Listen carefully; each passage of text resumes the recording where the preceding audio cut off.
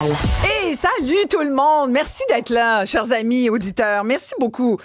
Nous avons le droit d'exister à Cube. Nous avons le droit, Fred Bastien. Merci, Fred, d'être là. Content de te voir, Isabelle. Merci, Florence Lamoureux. C'est une bonne nouvelle. Très, très bonne nouvelle. Alors, on va mettre nos auditeurs au parfum. Quand je vous le dis, vous avez le droit de nous écouter qu'effectivement, parce que vous savez que Cube Radio 99.5, il y avait un petit litige là qui nous opposait à des concurrents. Et Communication Leclerc a annoncé tout à l'heure qu'il gagne sur toute la ligne. Le CRTC a rendu sa décision. Ça faisait des mois qu'on l'attendait et ça donne tout à fait raison à Cube, dans le fond, et au 99.5 de vous proposer cette émission et bien d'autres sur notre antenne. Nous avons le droit d'exister. C'est pas formidable? C'est un beau cadeau de ce vendredi. Et c'est les citoyens qui gagnent, hein, parce que plus d'offres, c'est toujours gagnant. Puis bon, le fait qu'on peut... en respectant la loi, rejoindre les gens, c'est toujours une bonne nouvelle. Je me dis aussi que, tu sais, parfois, il y a des règlements qui sont peut-être un peu vieillots à l'ère de l'Internet, là. Je me dis que c'est une bonne chose aussi qu'on donne plus de flexibilité aux médias traditionnels. Ça nous permet de mieux rejoindre les gens. Voilà, parce qu'il y avait une plainte, entre autres, déposée par Cogeco Média, par Bell Média. Et là, ben, c'est chouette parce qu'on peut continuer de diffuser tout le contenu que vous écoutez au quotidien. Merci d'ailleurs de nous suivre, chers amis. On a pas mal de choses avec vous, à discuter avec vous. Puis on a hâte de vous entendre. D'ailleurs, Fred, nos numéros, pour que le monde embarque comme d'habitude. 1-877-827-2346, 187 Cube Radio. On va parler de Trump, des relations Canada-États-Unis. Ça fait toujours réagir. Donc, écrivez-nous et appelez-nous. Si vous nous écrivez, là, je vais relayer votre commentaire en ondes. Et c'est surtout que là, je veux dire, le diable est aux vaches, comme on dit en bon québécois. Oui, encore, parce que grosse nouvelle qui est sortie sur Truth Social, le réseau de Donald Trump. On ne sait pas trop quelle mouche l'a piqué. Ce serait une publicité de l'Ontario, mais qui a été diffusée dès lundi dernier, donc 5 jours plus tard des Maritimes, comme on pourrait dire. Là, le président américain se braque, estime que c'est déloyal. Il haït la publicité de l'Ontario de Doug Ford. Et Sébastien, si tu veux bien d'ailleurs en faire jouer un petit extrait de cette publicité-là, où dans le fond, on utilise un vieux discours de Ronald Reagan qui prévenait les Américains de cette tentation de vouloir céder à une politique tarifaire qui leur nuirait finalement. And the triggering of fierce trade wars. Then the worst happens. Markets shrink and collapse, businesses and industries shut down, and millions of people lose their jobs. Et voilà, des millions d'Américains perdraient leur emploi et ça, évidemment, c'est pas le discours que Donald Trump veut entendre. Le problème, c'est que ça l'a comme tellement mis en tas que là, les relations commerciales entre le Canada et les États-Unis sont rompues. Alors, on va en discuter tout de suite parce que je sais que ça vous préoccupe beaucoup. On apprenait aujourd'hui que 400 employés d'Air Canada venaient de perdre leur emploi. On ne sait pas combien sont touchés au Québec. Il y a les 300 travailleurs de la PACCAR cette semaine aussi qui ont perdu leur emploi. Il y a des mises à pied. L'économie est vraiment... quand même dans un espèce d'état d'insécurité depuis plusieurs mois. Chancelante, l'économie. Alors, cette nouvelle aujourd'hui, au moment où notre premier ministre est dans l'avion puis est supposé aller négocier des ententes sur l'acier et l'aluminium pour nous, Québécois, importantes, c'est pas une bonne nouvelle. On en discute avec Louis Hamman, qui est l'ex-directeur des communications du ministre canadien des Affaires étrangères, ex-conseiller principal du ministre également. C'était le même ministre, François-Philippe Champagne. Oui. Vous collez avec M. Champagne. Merci beaucoup, Louis, d'être là. Ben, ça fait plaisir. Vous avez aussi été, c'est important de le dire, délégué général du Québec à Washington. Donc, vous êtes bien au fait. Là, pendant la première administration Trump, d'ailleurs. En plus. Alors, je l'ai déjà pratiqué. Vous avez pratiqué l'homme. Quelle mouche l'a piqué? Il a comme vu ça, lui, lundi, puis d'après ce qu'on apprenait, il l'avait même quasiment trouvé drôle, même quasiment qu'il avait dit, bon, si j'avais été à la place du Canada, je l'aurais fait moi aussi, ce genre de pub. Là, vendredi... il est plus content, il rompt les négos. C'est quand même important, là, rompre les négociations avec le Canada. Absolument. Vous savez, on parle de Ronald Reagan. Moi, je me souviens, pendant la campagne de 1980, Ronald Reagan, avec son vis-à-vis Jimmy Carter, Ronald Reagan disait souvent, quand Carter le critiquait, il disait « Here he goes again ». Et ça recommence. Exact. Alors, et ça, je me suis dit ce matin. Exactement. Here he goes again. Alors, ça recommence. Non, de toute évidence, c'est du Trump pur jus qu'on a vu. Et évidemment, moi, habituellement, là, des posts sur les médias sociaux après 11 heures le soir par Donald Trump, là, habituellement, ça signifie du trouble, tout ça. Ouais. Alors, on en a eu la preuve hier. Pour Mark Carney, évidemment, c'est une situation qui est excessivement compliquée. C'est pas une situation qu'un premier ministre souhaite avoir quand il s'apprête à s'envoler pour l'Asie pendant une semaine. Et à l'aube ou à la veille, à quelques jours du dépôt de son premier budget de surcroît. Exact. Alors lui, il a une situation compliquée qui est d'autant plus compliquée que là, il va avoir à vadrouiller, si vous voulez, le dégât du côté de Trump. Mais il faut qu'il fasse du vadrouillage de ce côté-ci de la frontière aussi. Mais comment on gère ça? Notamment avec Doug Ford. Oui, exact. Vous savez, moi, je dis souvent en politique, Isabelle, les gaffes, ça vient jamais tout seul. Les gaffes, ça vient toujours en paire. Tu as la gaffe comme telle. Pour vous, c'est une gaffe, là, la pub de Ford? Bien, je pense que oui. Je pense qu'on y a... Parce qu'il n'a pas appelé Carney pour lui dire « Hey, moi, j'ai une pub, là, puis... » Écoutez, je ne sais pas s'ils ont appelé, mais pour les gens à Ottawa de prétendre qu'ils n'étaient pas au courant de ça, là, moi, j'achète pas ça, puis je vais vous dire pourquoi. Parce que pas plus tard que la semaine dernière, il y avait des gens à Ottawa au sein du gouvernement Carney qui se pétaient les bretelles en disant « Mon Dieu, qu'elle est donc bonne, la pub, hein? » Et fait qu'ils l'ont vu. C'est vrai qu'elle est bonne. C'est que là, on est allé toucher, on a indisposé Donald Trump, mais de surcroît, on l'a fait en mettant la main sur le troisième rang, là, qui est Ronald Reagan. C'est un icône, ça, aux États-Unis. Oui. Alors là, le fait d'avoir, puis il n'y a pas d'instrumentalisation de Ronald Reagan là-dedans, dans la pub, là, de la part, absolument pas.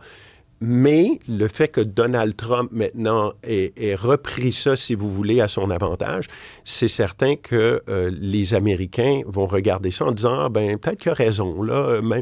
Parce que les gens ne regardent pas les faits. Hein, je veux dire, les gens écoutent un peu ce que Trump dit. Ils disent ben, « c'est vrai, il a pris la voix de Ronald Reagan dans une pub, un Canadien qui a fait ça. » Les Canadiens qui font ça, ils n'ont pas le droit. Ben, ils n'ont pas le droit. On s'entend, là, c'est dans le domaine public. Oui, mais la fondation Ronald Reagan elle-même est venue dire... est venu donner raison à Trump? Oui, bien probablement parce que, comme tout le monde, ils ont peur de Trump. Ouais. La peur, ça fonctionne, Isabelle, vous savez. Ça fonctionne très bien. Clairement. Alors, tout ça pour dire que... Ben, on a peur, nous, ici, finalement, aussi, au Canada. Parce que quand on voit, c'était très, très formel. Les négociations sont rompues avec le Canada et les États-Unis. Même si c'est « here we go again », là, on pensait arriver à certaines ententes importantes, entre autres pour le Québec, les entreprises québécoises en acier, en aluminium. Là, ça vient de tomber, ça, Louis. Oui, bien, sait-on jamais. Écoutez, là, les deux hommes vont se croiser d'une part en Malaisie, par la suite en Corée du Sud lors du sommet de l'APEC. Alors... Vont-ils se parler? Ils vont être moins body-body. Ben, allô l'ambiance. Le bonjour l'ambiance, ça risque de pas être très, très drôle.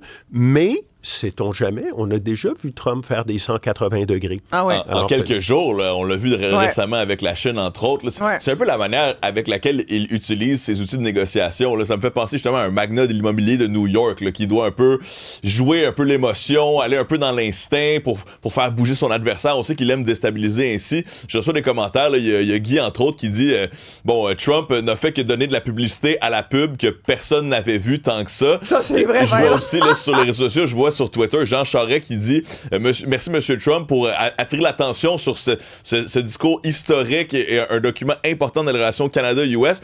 Et Jean Charest met le discours complet de Ronald Reagan de 5 minutes sur Internet et dit j'invite tous les Américains à le regarder au complet et à comprendre et à faire leur propre opinion sur le discours de Reagan. Donc, encore une fois, parfois en voulant cacher un document, on réussit à le faire sortir. Déjà 31 000 personnes sur Twitter, sur la publication anglophone de Jean Charest. Ah ouais? Exact, qui réagissent, qui ont vu ce document, 1000 j'aime sur Twitter. Donc, effectivement, ça attire l'attention là, quand même. Est-ce qu'il y a des gens, Fred, qui sont inquiets quand même de cette... Parce que, tu sais, il faut revenir à la base on est en train de négocier quand même des tarifs qui sont, on l'espère, pas trop négatifs pour nous, pour nos entreprises, pour notre économie. Là, de voir ça, ce nouveau chapitre là, c'est négatif, les gens doivent être inquiets quand même. Là. Et c'est un peu ça que j'aurais envie d'entendre de votre part, chers amis là, qui est à l'écoute. Dites-nous là, si... c'est comme finalement, à force de crier au loup à chaque fois, il y a peut-être ça. On est tellement... Tu sais, ce matin, tu te dis, ben voyons, ça se peut pas. C'est vrai. C'est une manière de déstabiliser. Il y a Claude de Rosemère aussi. Tantôt, on énumérait les problématiques économiques que ça a amené les fermetures. Il y a Permacom aussi à Saint-Eustache qui a subi là, de cette guerre tarifaire. Alors, effectivement, mais bon, on vous invite à nous écrire, on vous invite à nous appeler 1-877-827-2346. Mais je pense que ce que je ressens présentement, c'est que les gens sont un peu habitués de ces grands phrases. On se dit, bon, c'est du Trump, puis maintenant, c'est à Mark Carney de réussir à naviguer à travers ces embûches-là. Mais je pense pas qu'il faut prendre ce qu'il dit au premier degré, là, notamment dans cette publication. Et là, comment on navigue là-dedans, Louis Hamad? C'est ça l'affaire. Pour Mark Carney, tu disais tout à l'heure, c'est une position délicate. Là, en plus, il est en route vers l'Asie. où on annonçait qu'il y aurait des ententes de signer en effet, qui ne le seront plus. Ben, la morale de cette histoire-là, moi, je pense, c'est ne croyez pas tout ce que vous lisez dans le Globe and Mail, d'abord et avant tout, là, parce que c'est le Globe and Mail là, qui avait flotté cette idée-là en début de semaine, qu'il allait avoir une entente. Là. Moi, je suis toujours un peu sceptique dans ces cas-là. Maintenant, pour Mark Carney, évidemment, c'est jamais drôle quand tu es premier ministre, tu t'apprêtes à monter à bord de ton avion, tu sais que tu vas être 32 000 pieds dans les airs pendant les 15 prochaines heures, puis là, tu as une crise à régler. Ouais. Ça, c'est jamais très, très, très drôle. Là. Mais écoutez, moi, comme j'ai dit à l'antenne ce matin à un de vos collègues, si j'étais quelqu'un qui conseillait Mark Carney actuellement, je lui dirais ce que Winston Churchill disait. If you're going through hell, keep going. Si tu as l'impression de traverser l'enfer, là, continue. Arrête pas, c'est pas le temps d'arrêter. Puis éventuellement, tu vas t'en sortir. Mais bon, ça règle pas... C'est comme une logique implacable. Mais bon, ça règle pas le problème, évidemment. T'as chaud pendant ce temps-là, par exemple. Mon Dieu, comment? Mais il y a une chose qu'on constate, Isabelle, je pense, quand on regarde la dynamique. Là. Quand on prend un pas de recul, on regarde ça. On n'a pas la même... Bon, au début du mandat de M. Carney, on était vraiment le le Canada, tout le monde était ensemble, tout le monde était derrière lui. Il n'a pas réussi à conserver cette unité-là. Et pourtant, on l'avait, moi je me souviens... On l'a pas eu longtemps, Louis. On l'a pas eu longtemps. On l'a pas eu longtemps. Absolument, non. Puis la raison pour qu'on l'a pas eu longtemps, c'est parce que M. Carney s'est présenté devant les électeurs canadiens en disant, écoutez, moi je sais comment ça marche, je connais du monde comme Donald Trump, je vais m'en occuper, ça va être réglé dans une couple de mois, il n'y en aura pas de tarif. Et puis là, on est 6 mois plus tard et l'aiguille ne bouge pas. Ouais. Alors, il y a un problème à ce point de vue-là. L'aiguille ne bouge pas et tellement... Et plus que ça, je dirais, puis tu me diras si tu es d'accord, Louis, mais j'ai même l'impression qu'on... Tu sais, on fait petit caniche à côté. Là. On donne la papate, puis dès que le maître à côté qui se prend pour le bon Dieu nous dit « Hey! » Là, on fait comme « Ah, désolé, attends, OK, je t'enlève mes contre-tarifs. Là, là, je t'enlève ci. » Puis là, finalement, on a comme 0 argument. Absolument. Mais tu sais... Comment gérer un gars ingérable? Bien, c'est difficile. Le bully dans la cour d'école, qu'est-ce que tu fais? Parfait. Je suis d'accord avec toi, Isabelle. Je suis d'accord avec vous, pardon, Isabelle. Mais non, on est têtu. On dit tout à l'heure. mais le fait est que, certes, on ne peut pas gérer un Trump, mais si c'est le cas, et on le sait qu'on ne peut pas gérer un Donald Trump, va pas dire aux gens que tu vas régler les problèmes en 3 semaines. Ouais, c'est comme si on avait trop promis puis on n'avait pas assez livré, alors qu'habituellement, l'inverse est mieux. En politique, là, la règle, c'est promets pas beaucoup et livre davantage, et non pas le contraire. Ouais. On a un extrait d'ailleurs de cette époque, pas si lointaine finalement, où le président Trump était très body-body avec le président même, Carney. Il l'a appelé président à un moment donné. On écoute. He's a good man. He does a great job, but he's a tough negotiator. So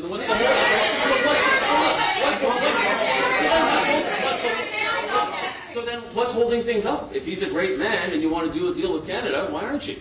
Because I want to be a great man, too. Yeah.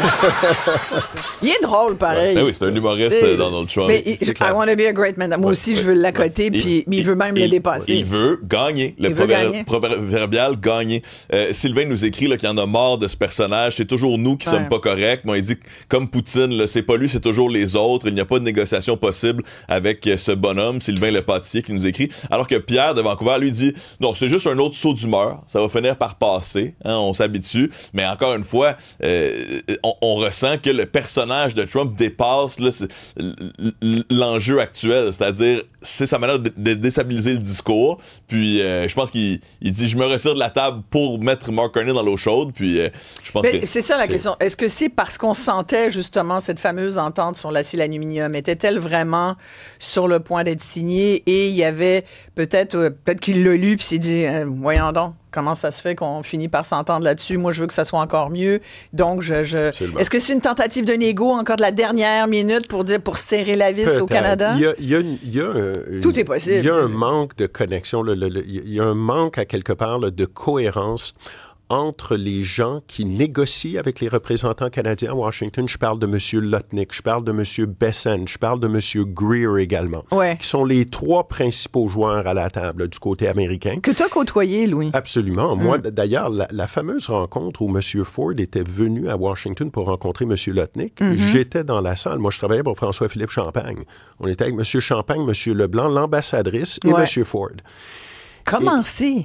Ben, c'est là où on voit sérieusement que ces gens-là, aussi importants soient-ils, M. Lutnick est quand même secrétaire au Trésor, M. Bessent, M. Greer, qui est le représentant au commerce extérieur, des gens importants, des gens avec une certaine influence normalement, c'est là qu'on voit que tout ce qu'ils te disent, tout ce qu'ils t'expliquent, on le sent là. OK, mais t'as-tu checké ça avec ton boss là, de l'autre bord? Non. Eux, là, ils font ce qu'ils pensent qu'ils doivent faire. Puis après ça, ils amènent ça à Donald Trump, c'est Donald Trump ensuite qui décide. Ça ne fonctionne pas autrement. Habituellement, là, le principal dit à ses négociateurs, là, va me négocier ça. Là, c'est le contraire. Les gars, ils négocient, puis après ça, ils vont checker avec le boss. Ouais. Puis souvent, le boss, il dit, non, moi, c'est pas ça que je veux. Ou non, je veux plus de ci, je veux plus de ça. Et donc, c'est excessivement difficile de négocier avec ces gens-là. Donc, moi, Mais ça nous mène où, tout ça? Ça nous mène dans la situation où on est présentement, Isabelle.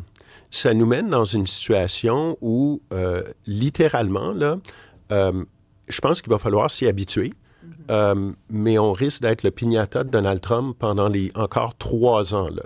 Encore 3 ans, 3 ans et demi. Au minimum, là, on parce n'aime que pas l'image. les fameuses rumeurs, là, juste renommer nos numéros de téléphone pour ceux qui sont inquiets par ça ou ceux qui sont moins inquiets aussi. Si vous êtes d'accord avec ce qui se passe, on veut vous écouter aussi. On a Guy, justement. 827-2346, 187-CUBE Radio. Guy, bonjour. Merci de nous appeler. Bonjour. On vous écoute. C'est moi qui vous ai dit que Trump a fait plus de publicité qu'il en voulait, là, sur le fameux vidéo. Ah ouais. C'est évident que Carney nous a trompés. Là, il n'est pas capable de livrer la marchandise.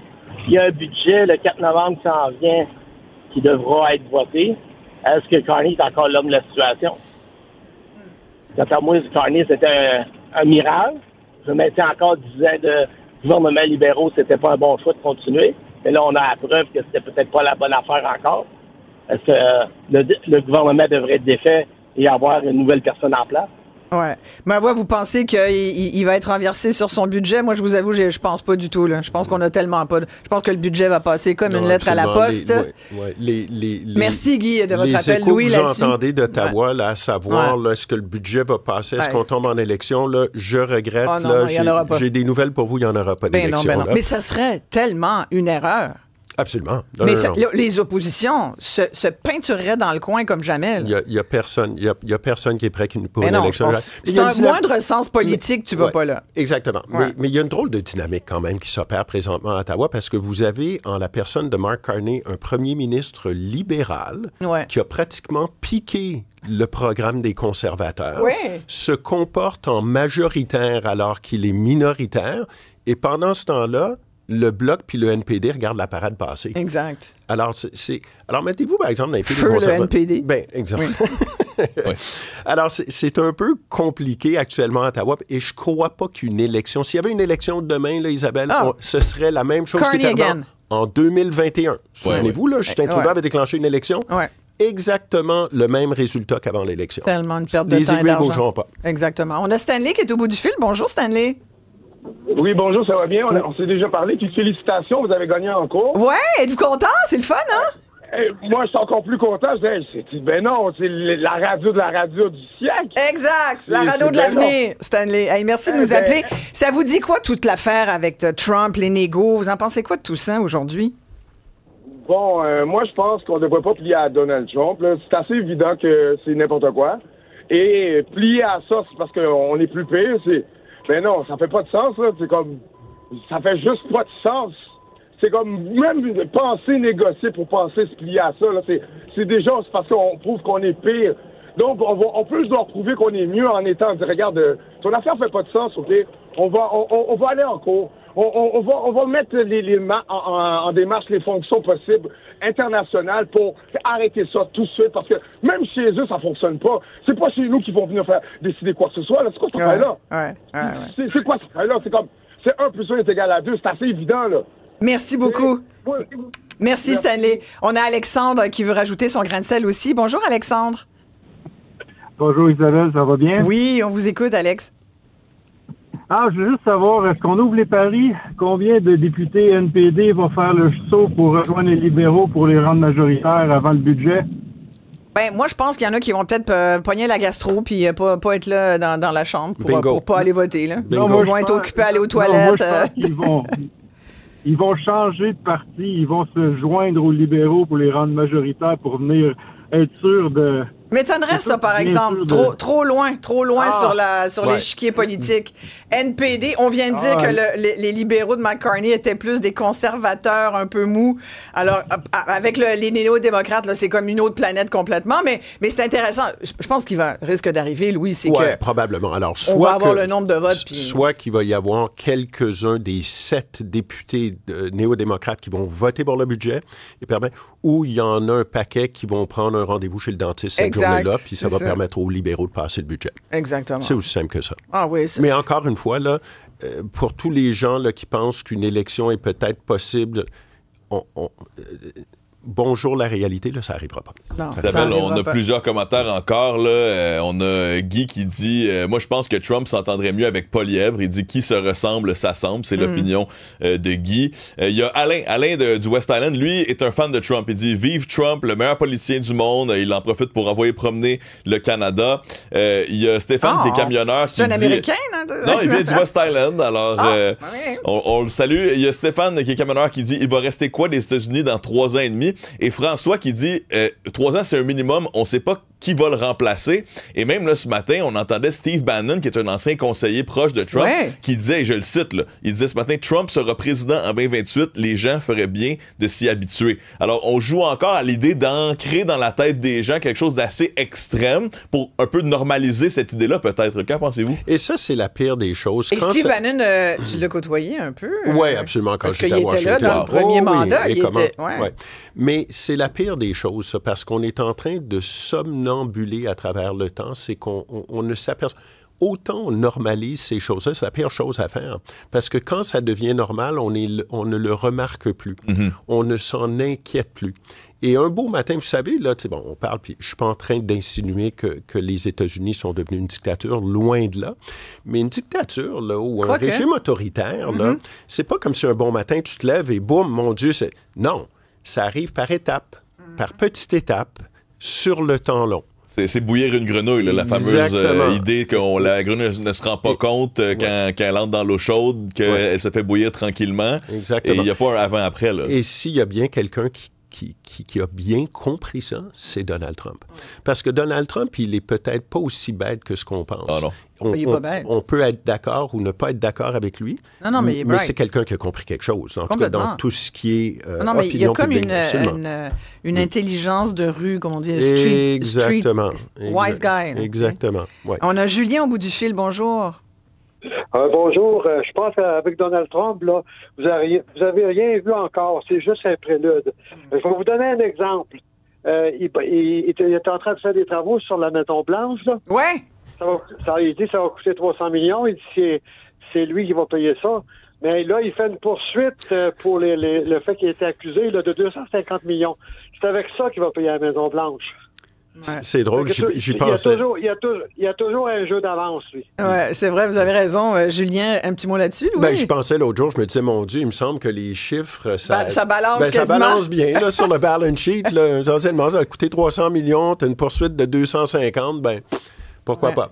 Mais c'est tragique. Avec très peu de contre-pouvoir là, dans l'obtention de ces millions-là au sein de sa propre administration, finalement. Là. Exactement. Et la poursuite de 150, si tu veux peut-être un peu expliquer aux gens qui auraient... La poursuite de 250 millions, c'est essentiellement contre son propre département de la justice. Ouais. Alors, c'était comme, puis bon, on n'est pas dans un système présidentiel là, au Canada, mais c'est comme si le premier ministre du Canada traînait en cours le ministère de la Justice pour l'avoir poursuivi dans des affaires criminelles.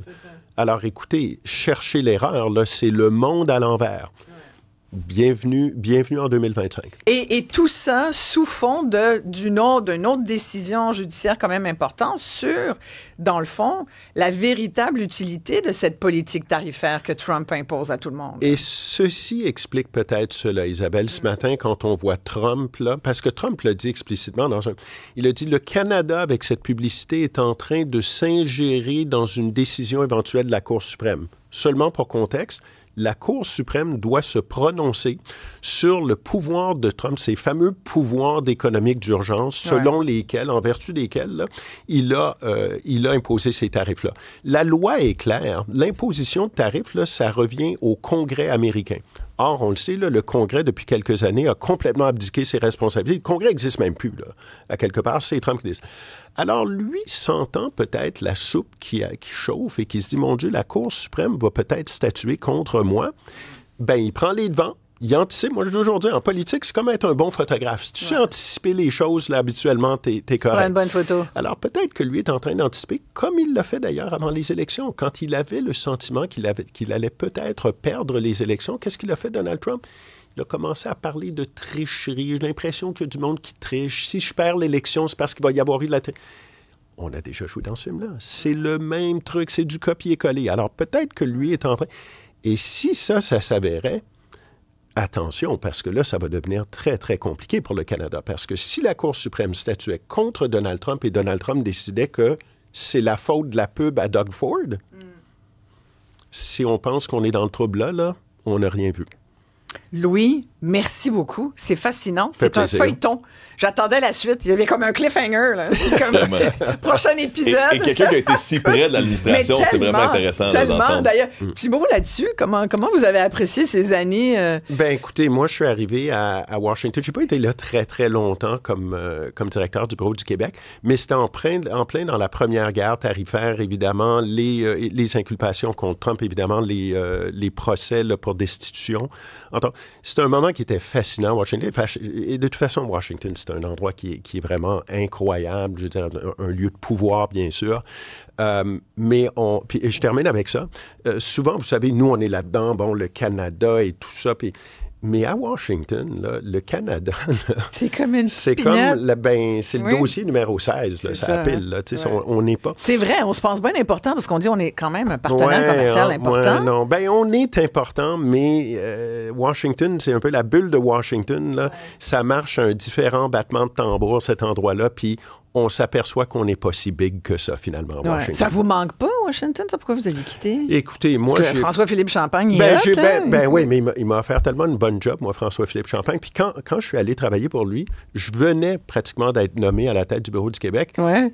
Lui est nommé ministre des Affaires étrangères à Ottawa. Mon téléphone sonne. Il me dit, viens travailler pour nous autres à Ottawa. J'ai dit, tu sais quoi? Peut-être que ce serait pas une mauvaise idée. J'ai besoin de renflouer mon compte Air Miles, puis avec toi aux affaires étrangères, ça devrait... Ça voyage. Devinez quoi? Je suis arrivé, moi, à Ottawa en janvier 2020.